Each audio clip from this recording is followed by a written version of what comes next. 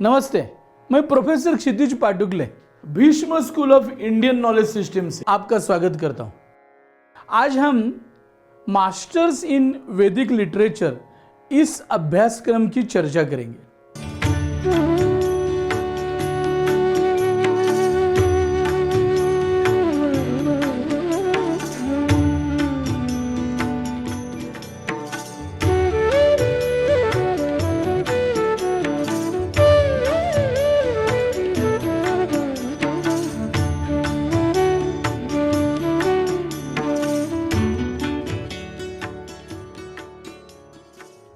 ऋग्वेद पूरे विश्व का सबसे प्राचीन ग्रंथ है। जितनी भी सारी सिविलाइजेशंस हैं उसमें सिर्फ वैदिक या भारतीय हिंदू यही सिविलाइजेशन जो निरंतर प्रवाहित है, यह सब विश्व ने अभी एक्सेप्ट किया है। तो पूरे विश्व के जो ज्ञान स्रोत है उसका मूल आधार वेद है, वैदिक लिटरेचर है। कई बार हम भारतीय हैं फिर भी हमको मालूम नहीं वेद क्या है। हम लोग पूरे विश्व में घूमते हैं और लोग बोलते हैं कि आप भारत से आए हो तो आप तो बड़ो ज्ञानी हो और आपकी संस्कृति बहुत महान है, और तो हमें कुछ बताइए भारत के बारे में, भारत के इतिहास के बारे में, भारतीय ग्रंथों के बारे में। तो कई बार हमें कुछ मालूम नहीं होता। तो ये जो चार मुख्य वेद, उपवेद, दर्शन, इतिहास, काव्य, क्लासिकल लिटरेचर, वैदिक लिटरेचर, बहुत सारे मीन्स भारतीय ज्ञान प्रणाली में 1 करोड़ से भी ज़्यादा पांडुलिपियाँ उपलब्ध है, स्क्रिप्ट उपलब्ध है। कुछ भारत में है, कुछ भारत के बाहर है, यूरोप में है, अमेरिका में है। कई लोग खरीद कर लेके गए, बहुत सारे लोग चोरी करके लेके गए। बहुत सारी हमारी स्क्रिप्ट्स नष्ट कर दी गई। नालंदा का कैसे विध्वंस किया बख्तियार खिलजी ने, हम सब जानते हैं। लेकिन फिर भी ये जो वैदिक लिटरेचर है ये विशेष है, ये ज्ञान का मूल स्रोत है। ये स्रोत इतना मजबूत है, वो एक बाजू में एकदम सूक्ष्म है, अतितर सूक्ष्म है, और दूसरे बाजू में एकदम महान इस प्रकार का है।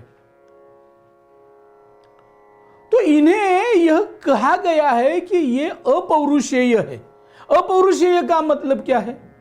तो इसका मतलब यह है कि इसका जो निर्माण हुआ है वो किसी मानव ने नहीं किया है। हमारे जो ऋषि मुनि हैं वो कोई भी इसका क्रेडिट नहीं लेते। वो ऐसा नहीं कहते कि ये मैंने लिखा है और ये मेरा ज्ञान है और मैं बता रहा हूं। ऋग्वेद में जो अलग अलग ऋचाएं हैं उसके अलग अलग देवता है, अलग अलग ऋषि है। उनका ये कहना है कि जब पूरे विश्व के बारे में विचार करते हुए, सबके हित के बारे में विचार करते हुए, एक ध्यानस्थ अवस्था में, एक समाधि अवस्था में उन्हें जो एक ईश्वरीय आवाज, डिवाइन वॉइस जो उन्हें सुनाई दिया, वो सिर्फ उन्होंने लिख के लिया है, वो सिर्फ उन्होंने उसका पठन किया है। उस एक अद्भुत अवस्था में, समाधि अवस्था में, ध्यान अवस्था में ऐसी कोई दैवी वाणी, ईश्वरी वाणी जो ध्वनित हुई, उसका संकलन का काम इन्होंने किया है। इसीलिए वैदिक ज्ञान को, वैदिक लिटरेचर को श्रुति इस नाम से भी जाना जाता है। और फिर जो आगे का जो ज्ञान है, पुराण है, इतिहास है, रामायण महाभारत जैसे महाकाव्य है, इन्हें स्मृति कहा गया है। श्रुति और स्मृति, जो श्रुतियों का ज्ञान है वह नित्य है, वह सनातन है, लेकिन वह नित्य न्यूतन है, वह त्रिकाल बाधित सत्य है, और वह ज्ञान, वेदों का ज्ञान is applicable beyond the limits of time. हर एक काल में, हर एक समय में उस ज्ञान का बहुत बड़ा उपयोग है। और सबसे बड़ी विशेषता यह है कि यह वैदिक लिटरेचर में जो ज्ञान है वो ब्रह्मांड के सभी मनुष्यों के लिए उपलब्ध है। वो सिर्फ भारतीय लोगों के लिए है या भारतीय उपखंड में रहने वाले लोगों के लिए है, या सिर्फ हिंदू लोगों के लिए है, हिंदू धर्म मानने वालों के लिए, बाकियों के लिए नहीं है, ऐसा नहीं है। कृण्वन्तु विश्वम आर्यम, इस प्रकार की गर्जना हमारे ऋषि मुनियों ने की है। कई बार हमें लगता है कि ये जो ज्ञान है ये सब आध्यात्मिक है, इसका क्या ताल्लुक है, आज की तारीख में इसका क्या यूज है बताओ। लेकिन ये हम कहते हैं क्योंकि हमने उसका अभ्यास नहीं किया है, हमने कभी इसको देखा ही नहीं है। मूलतः यह ज्ञान बहुत भारी मात्रा में संस्कृत भाषा में है, इसीलिए इस अभ्यासक्रम में संस्कृत भाषा का परिचय और किमान हमें संस्कृत आने के बारे में बोलने के लिए, पढ़ने के लिए इस प्रकार की तैयारी की गई है। तो ये वैदिक ज्ञान का अध्ययन करके और उसका इंडियन नॉलेज सिस्टम से कनेक्टिविटी करके वो आज की तारीख में कैसे एप्लीकेबल हो, इस प्रकार का विस्तृत अध्ययन यह मास्टर इन वैदिक लिटरेचर इस अभ्यासक्रम में किया जाएगा। अभी वेद का जो समय है उसके बारे में बहुत अलग अलग बातें बताई जाती है। कोई कहता है कि ईस्वी सन के पहले 2000 साल 1500 साल वेदों की रचना हुई, कोई कहते हैं 3000 साल पहले हुई, कोई कहते हैं 7000 साल पहले हुई। अभी डॉक्टर वसंत शिंदे ने जो archaeological Indian knowledge system archaeological perspective Rakhi Garhi के बारे में उन्होंने उत्खनन करने के बाद एक ऐसा विचार जताया कि ये वेद का जो पीरियड है वो 30,000 साल से भी पहले का हो सकता है। और हमारे यहाँ जो काल की संकल्पना है, काल गणना की जिस तरह से की जाती है, जिसमें सत्य युग, त्रेता युग, द्वापर युग और कली युग और फिर कल्प, महाकल्प, यह जो कल्पना है ब्रह्म का एक दिवस, उसमें तो लाखों करोड़ों वर्षों की गिनती की जाती है। तो वैदिक समय कब था और वैदिक लिटरेचर कब तैयार हुआ, उसके बारे में स्टैंडर्ड इस तरह से अथॉरिटिकली बात करना बहुत मुश्किल है। हम इतना कहते थे कि ये बहुत प्राचीन है, बहुत पुरातन है और ये कब तैयार हुआ वो हम बता नहीं सकते, लेकिन उसका अर्थ आज हम बता सकते हैं और उसका हम एप्लीकेशन आज कर सकते हैं।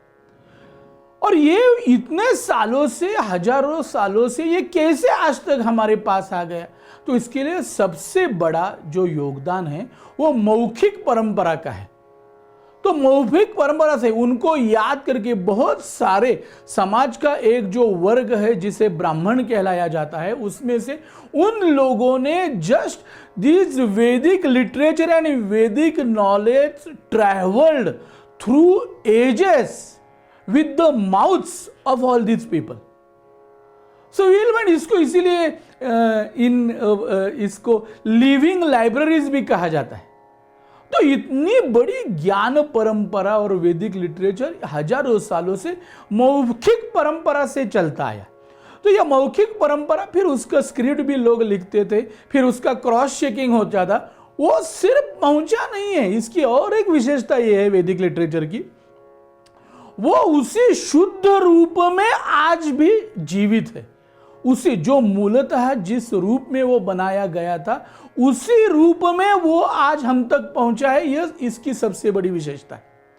तो इस तरह से इस अभ्यासक्रम में हम वेदों के बारे में, ऋग्वेद, यजुर्वेद, हर एक उनके सूक्त, उनके ऋषि, उनके देवता, या यजुर्वेद जो यज्ञ संस्कृति के बारे में कहता है, यजुर्वेद और शुल्ब सूत्रों में हमें सब मैथमेटिक्स और ज्योमेट्री के बारे में सब डिटेल्स मिलते हैं।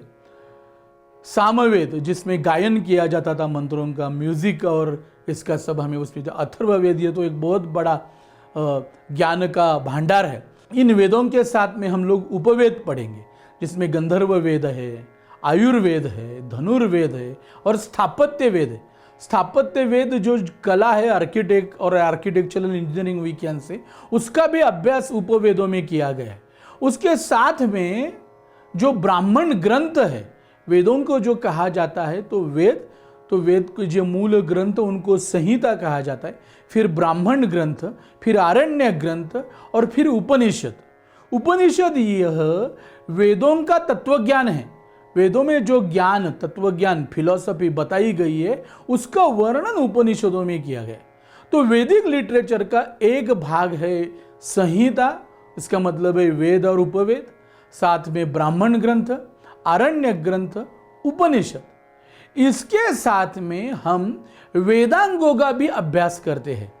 वैदिक लिटरेचर का अभ्यास करने के लिए जो अत्यंत उपयुक्त है, ऐसे 6 अंगों को माना गया है, 6 प्रकारों को माना गया है, उन्हें वेदांग कहते हैं। तो उसमें शिक्षा है, कल्प है, ज्योतिष्य है, व्याकरण है, निरुक्त है, छंद है। मीन्स फोनोटिक्स से लेके, एस्ट्रोनॉमी से लेके, ग्रामर जिसे हम कहते हैं, इसका सबका विचार इन वेदांगों में किया गया है।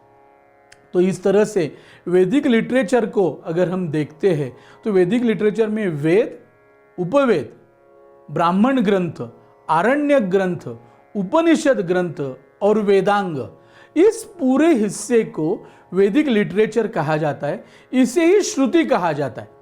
इस अभ्यासक्रम में हम इन सब ग्रंथों का अभ्यास करेंगे। अभी यह तो इतना ज्ञान भंडार इतना बड़ा और इतना विशाल है कि इसका अभ्यास करने के लिए हमें कई जन्म लगेंगे, लेकिन फिर भी ज़्यादा से ज़्यादा इसमें से जो उपलब्ध ग्रंथ है उसकी जानकारी हमें हो और हम फिर एज अ वैदिक एक्सपर्ट, वैदिक विशेषज्ञ के रूप में काम कर सके, इस तरह की रचना इस अभ्यासक्रम में की गई है। आज 1 करोड़ से भी ज़्यादा पांडुलिपि वेदों के बारे में और वैदिक नॉलेज सिस्टम के बारे में उपलब्ध है, जिसमें से 5% का भी अभ्यास नहीं हुआ है। वैदिक लिटरेचर का मास्टर प्रोग्राम करने से आपको रिसर्च की बहुत सारी अपॉर्चुनिटीज़ उपलब्ध होगी। पूरे देश विदेश में बहुत सारे यूनिवर्सिटीज़ में as a faculty, as a research associate बहुत बड़ी संभावना है। आप वैदिक स्कॉलर, वैदिक काउंसलर, वैदिक कल्चरल एक्सपर्ट, इस तरीके से भी इसमें काम कर सकते हैं। नई एजुकेशन पॉलिसी में इंडियन नॉलेज सिस्टम के माध्यम से बहुत बड़ी क्रांति आने वाले दशकों में हम सामने देख रहे हैं। ऐसा लगता है कि 50 लाख से ज़्यादा एम्प्लॉयमेंट एंड जॉब अपॉर्चुनिटीज इस क्षेत्र में निर्माण हो जाएगी। मास्टर्स इन वैदिक लिटरेचर, इस अभ्यासक्रम में वैदिक लिटरेचर, वैदिक नॉलेज सिस्टम के बारे में ज़्यादा से ज़्यादा अध्ययन हम करें, उसमें हम प्रोजेक्ट भी करें, इस तरह की इसकी रचना बनाई गई है। मैं आप सभी को इस अभ्यासक्रम के लिए आमंत्रित करता हूं और सबको आह्वान करता हूं कि भारतवर्ष की जो विशेषता है और दुनिया पूरे विश्व का जो सबसे प्राचीन ग्रंथ जो वेद ग्रंथ है, उसका आप इस कोर्स में, इस अभ्यासक्रम में अध्ययन कीजिए और इसके द्वारा आपके लिए पूरे देश में और पूरे विश्व में बहुत सारी अपार संधि या अपॉर्चुनिटीज़ आपके लिए उपलब्ध हो जाएगी और साथ में आप ही एक ज्ञान का बहुत बड़ा आनंद का अनुभव करेंगे और अपने जीवन में, व्यक्तिगत जीवन में भी बहुत बड़ी सफलता का अनुभव करेंगे, ऐसा मुझे विश्वास है। नमस्कार, धन्यवाद। भारत माता की जय।